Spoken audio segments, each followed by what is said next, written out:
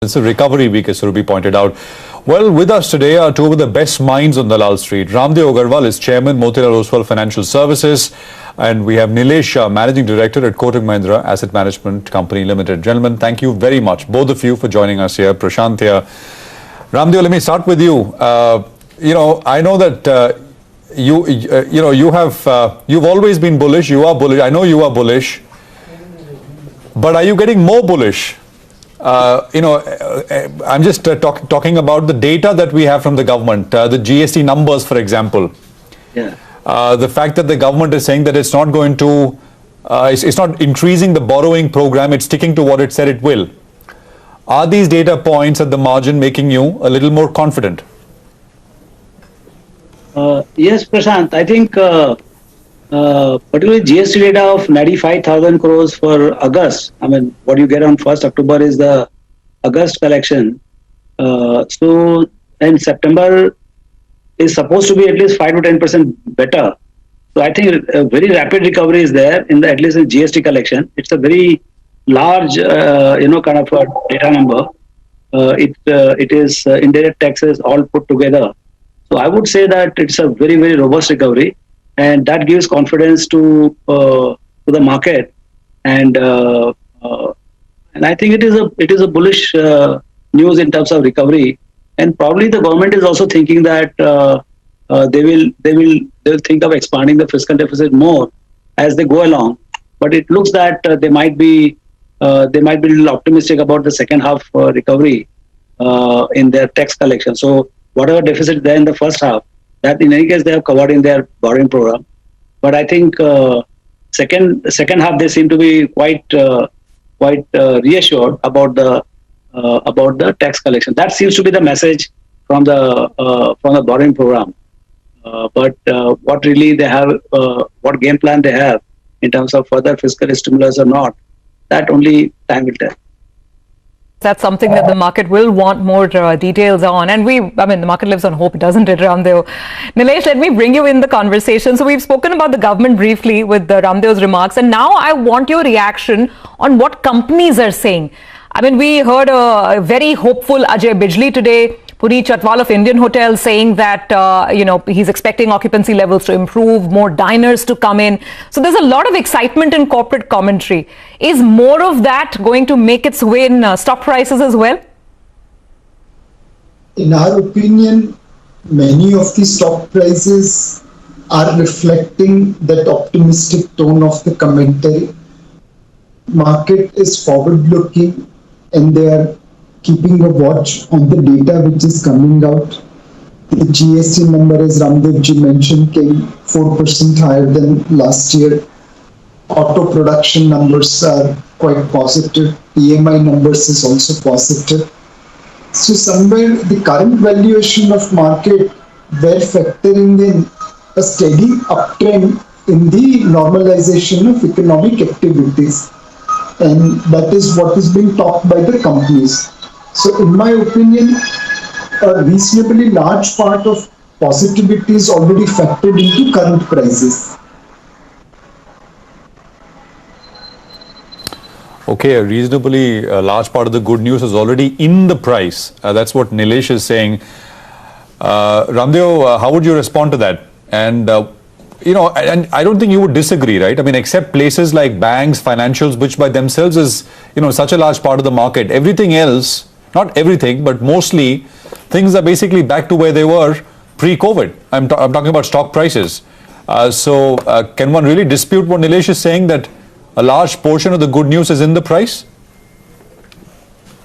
See, whatever is known is always in the price. But what happens is that, you don't know what is going to happen in next 1 month, because this nature of the beast is such that the positivity builds upon itself, because you have a massive fiscal, you have monetary stimulus, you have given almost 10% of GDP as some kind of support to the economy. Then you have interest rates which are at the lowest. Global interest rates are lowest. Oil price is lowest. Your current your forex balance is highest. You are the history's biggest monsoon you have. So all these things to play out, I would not think everything is in the price. And as the recovery gathers momentum, if you see the even automotive numbers today when it came in, I mean, when the numbers are announced, still you see the bounce in the stock prices. Means it was not there in the price. So how much recovery will happen in next 6 months? That I don't think is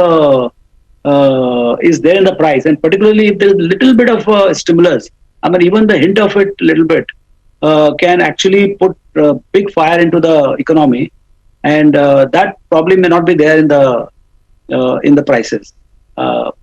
In many sectors which are completely out of shape or unpopular, particularly there, like as I said, banking finance, which itself is 1/3 of the market. I don't think they are still under fearful kind of valuation, and almost 40-50% below the pre-COVID kind of levels. So there is a scope for the market to re-rate from here onwards. Okay, I just want to take that point about banks and financials forward. Would it need, I mean, you said, I mean, even a hint of a fiscal stimulus, but the problem is the hint has been there now for many months, but the actual stimulus we are still awaiting, at least the second round. Would it need that for this banks and financials, the lending side of the economy to start to fire, Ramdeo, or you think, this can continue? I mean, just the fact that if the market has to go up, I mean, what else will do while it's banks and financials? Banks and see, generally, if the demand is supported, I mean, if you either you cut the tax so the things become cheaper, or if you give some more, purchasing power in the hands of the people, then they can buy more, or maybe you do both. So that will bring back a lot of businesses which are out of action very quickly, which will further relieve the stress which is there in the system. What is important is to create the jobs very quickly. Whatever jobs are lost, if you very quickly put them into the live situation again, what happens is the entrepreneur immediately calls them back and restores a job. So it is very important to right now to create the job or restore the jobs which were there pre-COVID, which we are seeing massive. Some people talk about 20 million jobs gone or 50 million jobs gone. So those jobs must very quickly come back. So the purchasing power comes back, and the businesses are out of stress, and that will further relieve the stress on the banks. And so I think the businesses will do well, and banks will also do well. So that's how the economic wheel will start. We have a perfect conversation because we have the perfect bull in the form of Ramdeo and a slight bear, if I could say, in the form of Nilesh, who's saying that a lot of this is already reflecting in prices. Ramdeo, so therefore, let me ask you this. I mean, we've heard that commentary from automakers themselves. Bajaj Auto is saying it. They're putting it on the table that this is pent-up demand, festive season demand. The real litmus test comes December onwards. Tie in that with what you exactly said, that job losses, income loss is a problem. So is this just a passing wonder, this image of a recovery that we are seeing? And particularly in automotive, because you have the literally 3 months loss of the business, so that is feeding into this. This is a festival time. Then you have the low interest rates, and then people want to have individual transport. So there are a whole lot of things coming in, and because it was the year end, you are changing from BS4 to BS6, so inventories were literally nothing there on the end of March, and at that point of time itself the COVID came in, so then they didn't get time to refill. So you have 3 or 4 sources of demand coming in. One is the pent up demand, second is the demand for inventory fill up, third is the normal demand, and fourth is the demand coming because of COVID. A lot of people, they want to have their own transport. So it is very difficult to figure out from where all demand is coming. But I would agree that for the whole year, if you see the next 6 months, so in 9 months you are going to do 12 months work, 12 months business. So 30-35% growth in for this month or maybe next 6 months also is not completely out of fashion. But that may not be the actual true reflection of the industry growth rate. It is purely just a reflection of the times. And as soon as as the January-February comes, I think things will fall in place, and maybe it will come down to 5, 7, 10% plus or minus what is the industry trend growth rate. Nilesh, you'll have you're housed under one of the largest banks in the country. You will have a sense of what's going on really on the ground. investors are scared, and it's reflecting in the stock prices for the entire financial space. We've seen a rally on Thursday, but earlier rallies have only been very, very short-lived, and it's a huge underperformer, 1/3 of the market. Can the sector do well? How can the sector do well, in your opinion? What's the roadmap? So for banks and financial services to do well, the biggest fear about non-performing loans needs to go out.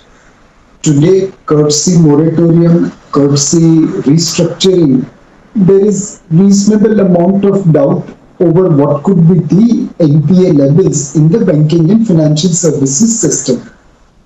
Is it more than what is priced by the market at different points of time, or is it less than what is priced by the market? That's the million-dollar question.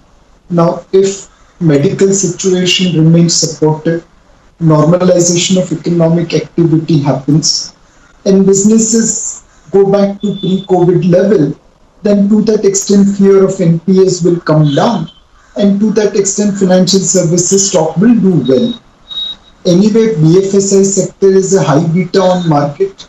On the way up, it will perform the market. On the way down, probably it will underperform. It will fall more than the market. So, as long as there is certainty about recovery and consequently lower NPAs than what is priced by the market, share price will adjust upwards. Okay.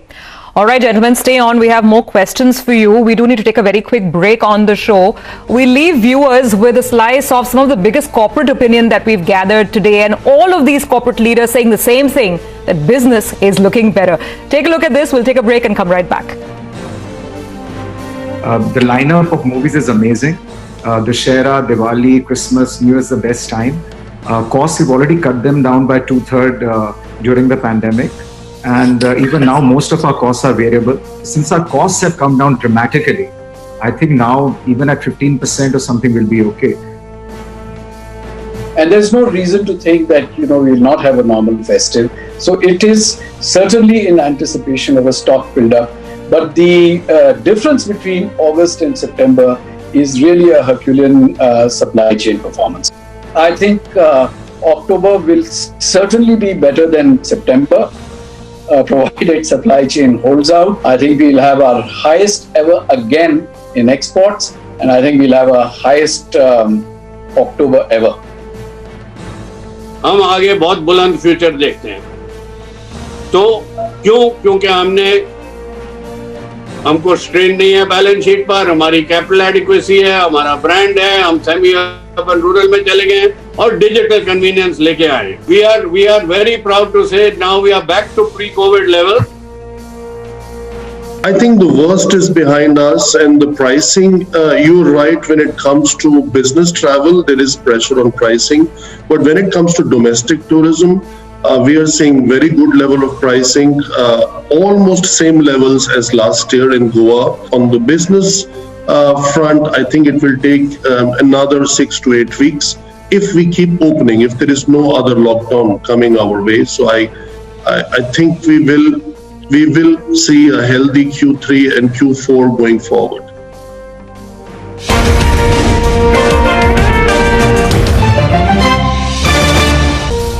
Welcome back. You are with us on Taking Stock, and it's been a week of recovery, a week where the market has been responding to Unlock India.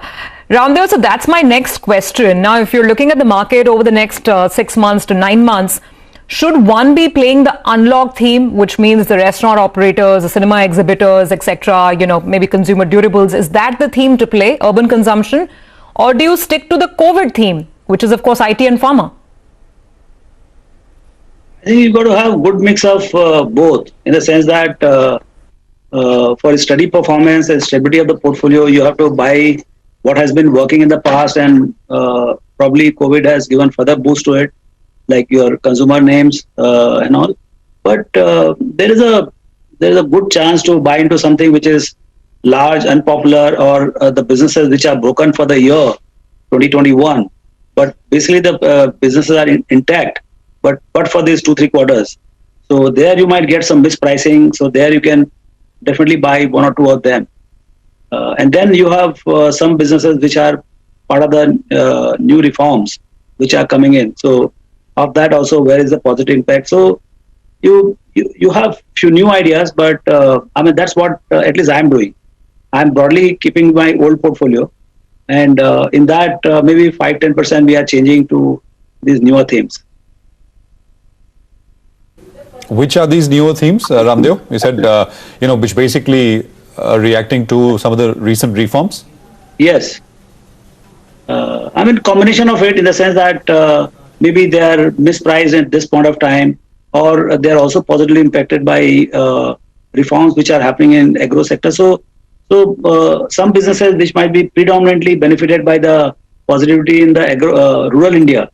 So those proxies we are buying, and I hope the APMC reforms and the current monsoons, they all feed into the very strong demand in the quarters ahead and few years ahead rather than just few quarters.